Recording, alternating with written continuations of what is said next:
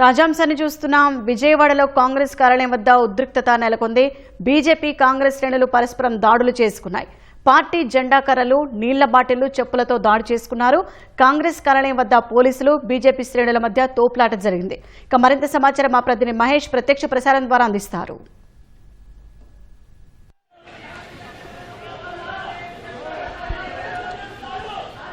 షాహీన్, కొద్దిసేపటి క్రితం వరకు కూడా బీజేపీ విజయవాడలో ఉన్నటువంటి కాంగ్రెస్ పార్టీ ప్రధాన కార్యాలయం వద్ద తీవ్ర ఉద్రిక్త పరిస్థితులు అయితే నెలకొన్నాయి.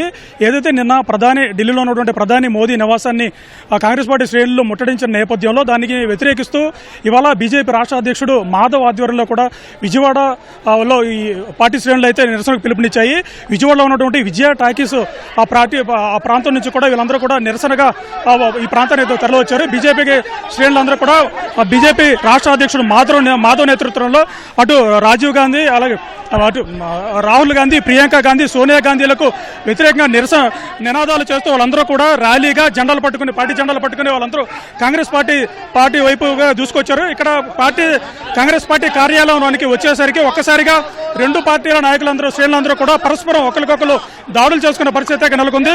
వీరందరూ కూడా పార్టీ జెండాలు, అలాగే నీళ్ల బాటిళ్లు, చెప్పులతో కూడా ఒకరినొకరు పైన దాడులు చేసుకున్నారు. ప్రస్తుతం వీళ్ళందరూ కూడా మనం చూడొచ్చు, కాంగ్రెస్ పార్టీ శ్రేణులు కాంగ్రెస్ పార్టీ కార్యాలయం నుంచి బయటకు రాకుండా పోలీసులు అయితే బ్యారికేడ్లు, అలాగే తాళ్లు అడ్డుపెట్టి వాళ్ళందరినీ కూడా బయటికి రాకుండా అడ్డుపడుతున్న నేపథ్యం మనకు కనిపిస్తోంది.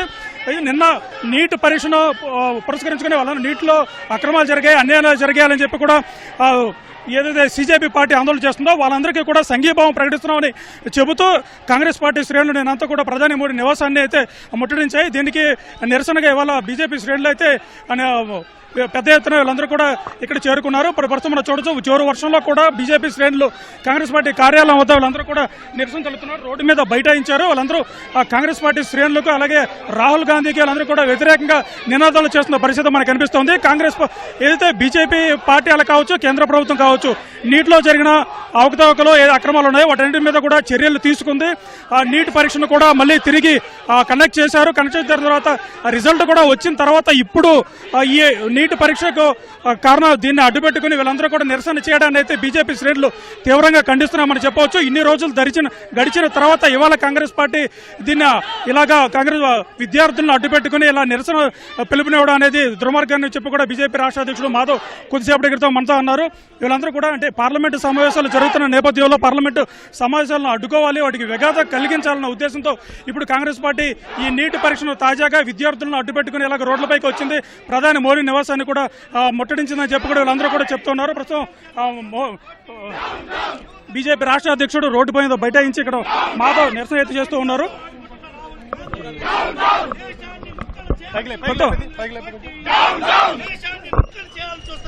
ప్రస్తుతం బీజేపీ రాష్ట్ర అధ్యక్షుడు మాధవ్తో మనం ఇంటరాక్ట్ అయ్యే ప్రయత్నం చేద్దాం. ఒకసారి ఆయన తెలుసుకుందాం.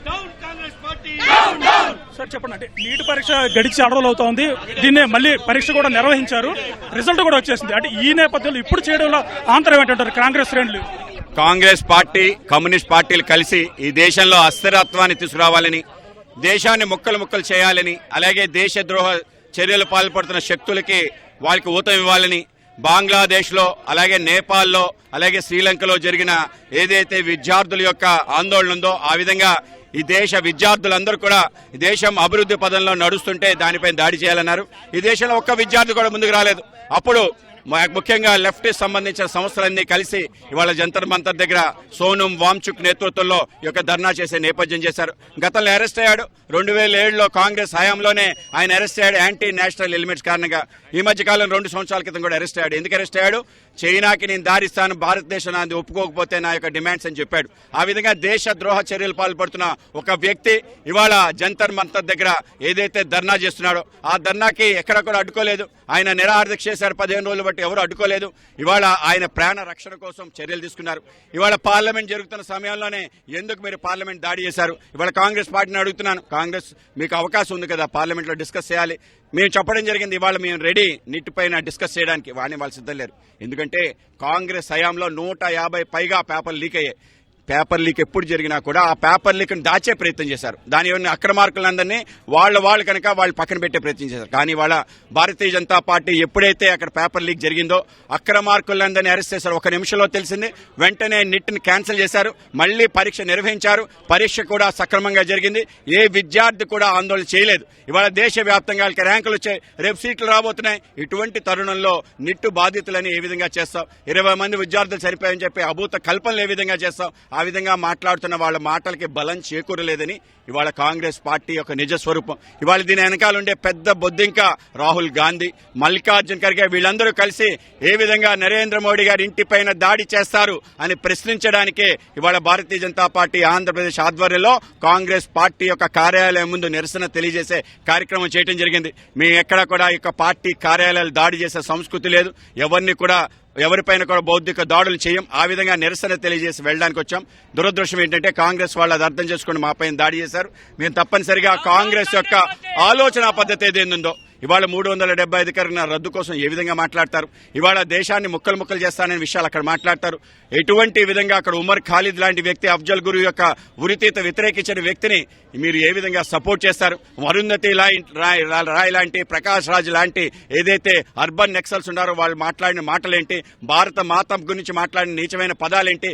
ఏది మీ భారత మాత, నీ యొక్క పిత ఎవరు నీ యొక్క తండ్రి, ఎంతమంది తండ్రులు ఉంటారు అని అంత నీచంగా మాట్లాడిన వ్యక్తుల యొక్క సభలకి నువ్వు ఏ విధంగా మద్దతు తెలియజేస్తావని అరవింద్ కేజ్రీవాల్ని అడుగుతున్నాం.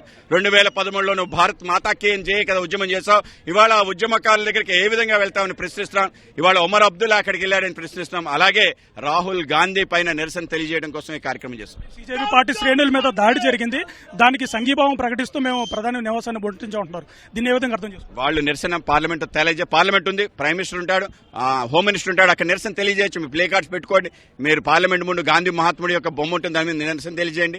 ఇవాళ దేశంలో అత్యున్నత నాయకుడు, ప్రపంచాధినేతగా ఎదిగిన నరేంద్ర మోడీ గారి ఇంటి పైన నువ్వు అర్ధాంతరంగా ఎవరికీ తెలియకుండా దాడి చెయ్యాలనే ఒక ఆలోచన ఏదైతుందో నీ యొక్క కుట్ర బయటపడింది. నువ్వు ఇవాళ బొద్దింకల పార్టీకి ఏ విధంగా సపోర్ట్ చేస్తూ నిజంగా అక్కడ కాంగ్రెస్ జేపీ అది ఆ విధంగా కాంగ్రెసే ఇంకో రూపంలో రావటం జరిగింది. ఈ విధంగా చేయాలని చెప్పి పెద్ద ఎత్తున నిధులు ఇవ్వటం జరిగింది. అనేక మందిని వెతికారు. చివరికి వాంచుక్ దొరికాడు. వాంచుక్ని కలిసి ఆయనతో ఇండెఫినెట్ స్ట్రైక్ చేశారు. ఇవాళ వాళ్ళందరూ చెప్పాలి ఎవరు వీళ్ళు మీకోసం ఎందుకు చేస్తున్నారని చెప్పి అడగాలి.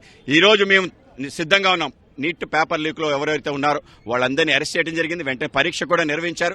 ఒక్కటంటే ఒక్క సంఘటన జరగలేదు. జరుగుతాయి ఇటువంటి సంఘటనలు. తప్పనిసరిగా దాని అక్రమాలను అరెస్ట్ చేస్తాం. డిస్కస్ చేయండి, ప్రశ్నించండి, బాధ లేదు. ఈ ప్రజాస్వామ్యం అందరికీ హక్కు ఉంది. కానీ దాడులు చేస్తూ ఒప్పుకునేది లేదు. ఇవాళ రాళ్లు ఎందుకు ఇసిరారు? ఎందుకు అందరి మీద మీరు గుడ్లు ఇసిరారు? ఆ విధంగా చేస్తే పోలీసులు ఊరుకుంటారు. మేము ఇక్కడ చేస్తే ఊరుకుంటారు? మా పైన కూడా దాడి చేస్తారు. మేము ఇక్కడ కూటమి ప్రభుత్వంలో ఉన్నాం కాబట్టి ఊరుకోరు. అటువంటి బౌద్ధిక దాడులు ఎటువంటివి సహించడానికి లేదు. ఇవాళ ఎక్కడ బుల్లెట్ ఫైరింగ్ జరగలేదు. కెనాన్ ఎప్పుడు ఉంటుంది. వాటర్ కెనాన్ అనేది కామన్. వాటర్ కెనాన్ తగిలితే కొందరికి అస్వస్థత అవుతారు, అస్వస్థ గురయ్యారు. మా యొక్క పార్టీ యొక్క అధినేత జేపీ నడ్డా గారి అందరినీ పరామర్శించడం జరిగింది. తప్పనిసరిగా వాళ్ళందరూ కోలుకోవాలని కోరుకున్నాం. వాళ్ళు నిజమేంటో తెలుసుకోవాలి. నిజం కోసం మాట్లాడండి. నిజం చెప్పడానికి మేము సిద్ధంగా ఉన్నామని చెప్తున్నాం. పార్లమెంట్ లో నీట్ అంశం మీద చర్చించడానికి మేము సిద్ధంగా ఉన్నామని జితేంద్ర శర్మ గారు కూడా అడిగారు కూడా రాహుల్ గాంధీని. అంటే దానికి ఒప్పుకొని కూడా తర్వాత మాట మార్చారని కూడా ఆయన చెప్పారు. దీని మీద చెప్పడం జరిగింది. పార్లమెంట్ లో చెప్పారు మేము రెడీ ఫర్ ఎనీ డిస్కషన్ అని చెప్పి. ధర్మేంద్ర ప్రధాన్ కూడా పూర్తి స్టేట్మెంట్ ఇచ్చాడు. కానీ ఇవాళ వాటన్నిటి పక్కన పెట్టి చేయటం ఏదైతుందో దీన్ని మేము నిరసన తెలియజేస్తున్నాం. ఇదే ఏదో బీజేపీ రాష్ట్ర అధ్యక్షుడు మాధవ్ గారు చెప్తున్నది. కేవలం రాష్ట్రంలో ఒక అశాంతి క్రియేట్ చేయాలి, దేశంలో నీట్ పరీక్షను అలాగే విద్యార్థులను అడ్డుపెట్టుకుని ఒక అశాంతి రేకింతాలని చెప్పి కేవలం అదొక్క కారణంతోనే కాంగ్రెస్ పార్టీ శ్రేణులు కావచ్చు, అలాగే రాహుల్ గాంధీ ఎవరైతే ప్రియాంక గాంధీ ఎవరైతే ఉన్నారో వాళ్ళందరూ కూడా నిన్న ఒక్కసారిగా ఈ ప్రధాని నరేంద్ర మోడీ నివాసాన్ని ముట్టడించడం అయితే జరిగిందని చెప్పి కూడా మాధవ్ చెప్తూ ఉన్నారు. కేవలం డిఎన్ఆర్ తో మహేష్ న్యూస్ విజయవాడ నుంచి.